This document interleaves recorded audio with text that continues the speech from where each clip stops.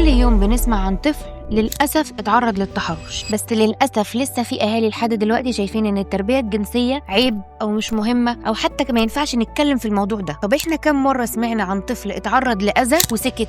مش لأنه مش عارف يشتكي، لكن هو أصلاً ما يعرفش إن اللي حصل له ده غلط. الموضوع ده مش مسؤولية الأهالي لوحدهم، المدربين كمان ليهم دور، وإحنا محتاجين نتكلم بصوت عالي وبوعي حقيقي. التربية الجنسية مهمة للأطفال عشان بتخلينا نساعد الطفل في 3 نقط. رقم 1 إن إحنا نعرفه حدود جسمه. رقم 2 لازم أزرع فيه ثقافة الرفض. 3 لازم أخلق بيئة أمان ثقة بينه وبين أهله. ومع الأحداث اللي بنشوفها حوالينا كل يوم بقى لازم يكون فيه مدربين مؤهلين يوصلوا الرسالة دي بطريقة صح.